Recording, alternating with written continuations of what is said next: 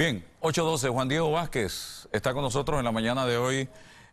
Juan Diego, gracias por estar aquí en Telemetro Reporta. Vamos a hablar un poco de la asamblea, pero antes, sabe que hay gran expectativa en el día de hoy de lo que pudiera pasar en la Corte Suprema de Justicia, ya que se debe estar tomando una decisión sobre el futuro del señor Ricardo Martinelli por parte del Pleno.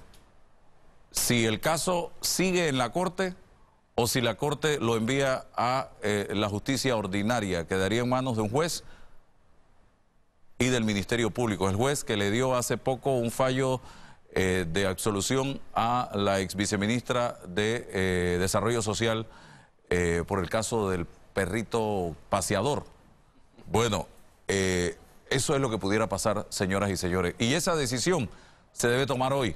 Y el país entero está con la mirada puesta en lo que pueda pasar, señoras y señores. Señor Vázquez, ¿qué piensa usted de esto? ¿Qué expectativa tiene? Bueno, buenos días, Álvaro. Buenos días a los que nos ven y nos escuchan. Gracias por la invitación. Yo, en primer lugar, creo que, como tú bien mencionas y lo han dicho no solamente nosotros, sino muchos actores, este caso es un caso emblemático, un caso en el cual la Administración de Justicia, desde su más alta esfera, la Corte Suprema de Justicia, tiene la oportunidad de demostrar que en este país hay justicia. Que en este país quien delinque paga y que en este país el delito no es una oportunidad de hacer dinero o de hacer lo que uno quiera. Como ustedes bien hablaban antes del tema con las grúas y los puentes, aquí alguien tiene que pagar por lo que hace. Y yo creo que este fallo, que es tan importante, tiene que determinar que la competencia, en este caso, no puede ser prorrogada, no puede cambiar, toda vez ya ha iniciado y hay una fase en la que ya ayer el magistrado fiscal presentó una acusación, ahora con el detenido aquí, ya que antes no pudo porque estaba en rebeldía. Y ahora finalmente se demuestre que este caso tiene que llegar al final. Porque como usted menciona, en primer lugar, viendo desde el punto de vista de la ley es clara. Y yo creo que el magistrado Mejía y el magistrado fiscal ya han argumentado claramente cómo el Código de Procedimiento Penal establece que en este caso la competencia, si ya está en la Corte, debe mantenerse allí para investigar a esta persona que hasta hace poco tiempo era diputado del Parlacén. Para entonces, luego de la acusación, se llega a un juicio oral. A mí me preocupa algo, y usted lo ha mencionado, la gente lo está viendo en el juicio, y es que muy pocas veces, para no decir ninguna, los abogados del expresidente Martinelli, del exdiputado del Parlacén, han hablado de la inocencia o no de esta persona. Han intentado presentar tal vez una centena o muchas decenas de recursos, acciones de inconstitucionalidad. Sin embargo, nunca se ha hablado de una posible inocencia o no responsabilidad de esta persona cuando eso se demuestra en un juicio oral. Yo no entiendo cuál es el temor del expresidente, de los abogados, de que él enfrente un juicio oral justo. ¿Por qué no se quiere entrar al fondo para que la gente conozca las pruebas que existen por parte del fiscal? ¿Por qué no se quiere entrar al fondo? Las 74 evidencias documentales y de testimonios de personas que o fueron pinchadas o saben cómo funcionaba el sistema, porque es importante de una vez por todas conocer si el caso tiene o no tiene fondo. Yo he escuchado a los defensores del expresidente, al secretario de Comunicación de él, a su esposa, decir que él es inocente. Entonces dejen que las pruebas demuestren que no hay cargos sólidos contra él y que él es inocente, o de lo contrario, que finalmente sea condenado y pague ya una condena.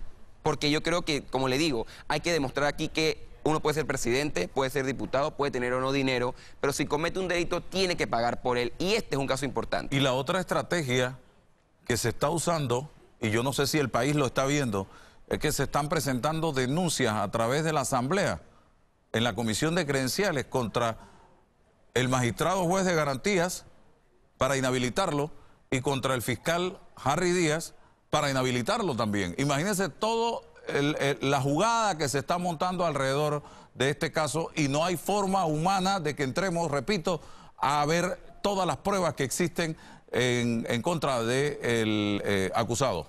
Mira, yo les digo algo, los expertos ya han hablado de lo que se conoce como la independencia judicial. Cómo Álvaro Alvarado, como juez, como fiscal, como magistrado, puede actuar con conocimiento de causa, con convicción, amarrado de la ley, si lo que tiene sobre él es el peso de que mañana me van a mover, mañana me nombran un reemplazo, mañana me presentan una denuncia y la Asamblea, que domina la oposición, la aprueba y me sacan o por lo menos me suspenden un rato.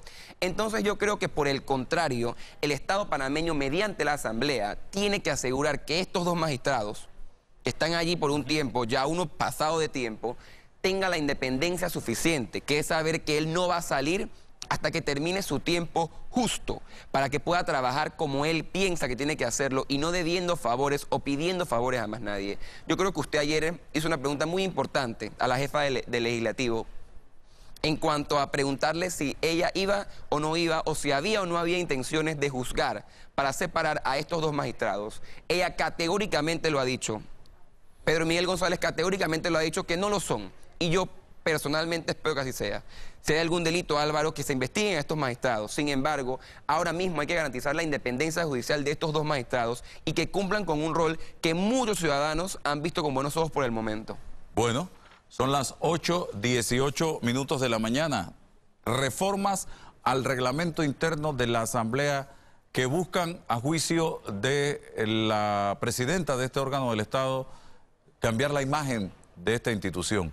Pero nos presentan en el escenario de este periodo algunos presidentes de comisiones que, como yo decía ayer o esta mañana, revuelvo la mirada y a veces siento espanto.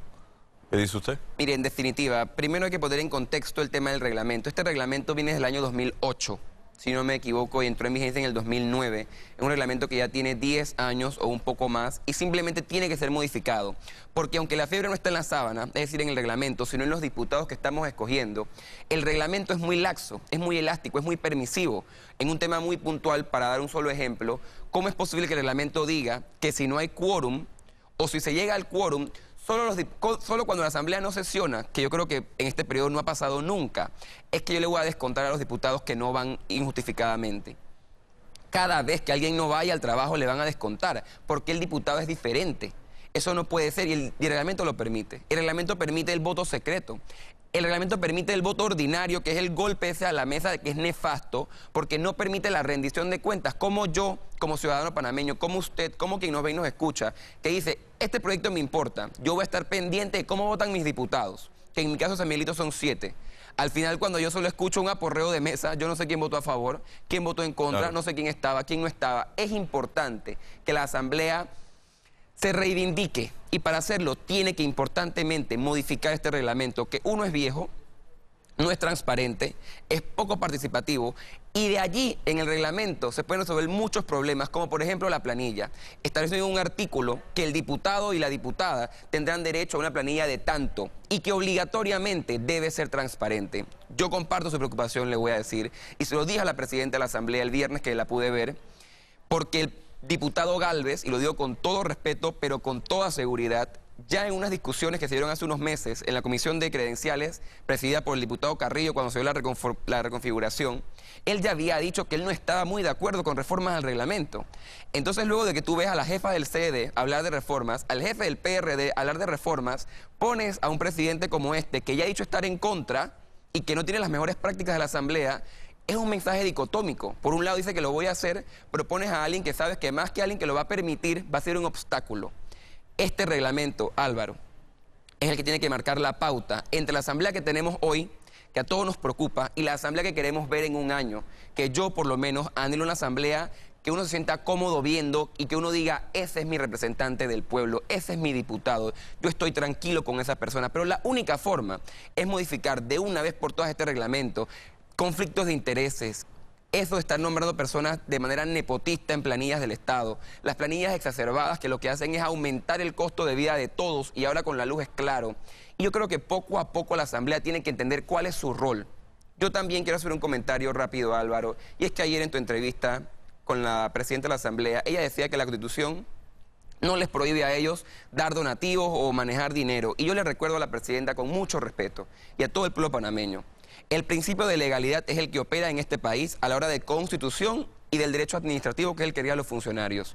Qué sencillo. Y dice, usted y yo, que somos ciudadanos, podemos hacer todo lo que la ley no prohíba. Pero los funcionarios, desde el que va a una institución hasta el presidente de la República, solo pueden hacer lo que la ley les manda. Ni un paso más, ni un paso menos. Porque en ambos casos hay delitos. En uno es infracción o tomar derechos que no son de uno, y en el caso de no hacer es infracción de deberes. Entonces, al final, que ella diga que la Constitución no le prohíbe a ella nada, es porque no tiene que hacerlo, porque le dice que ella tiene que legislar, fiscalizar, administrar y juzgar en algunos casos. Ni uno más, ni uno menos. Y eso, por ejemplo, Álvaro, es una reforma que se puede incluir en el reglamento. Tú tendrás como diputado una planilla de tanto, pero tu personal tiene que trabajar en tu despacho en la Asamblea Nacional. No ser un diputado de San Miguelito y tengo a alguien nombrado en Boquete, como un ejemplo que ya hemos escuchado varias veces. Y eso es muy importante. Bueno, muchas gracias a Juan Diego Vázquez por estar con nosotros en la mañana de hoy, planteando temas relacionados primero con el caso Ricardo Martinelli, que hoy, repito, el país tiene los ojos puestos en ese pleno que debe desarrollarse en la Corte Suprema de Justicia y que no va a permitirse ningún tipo de tramuña en relación con este tema. Y por otro lado, lo que está por darse en la Asamblea Nacional de Diputados con supuestas reformas al reglamento interno. Vámonos al cambio.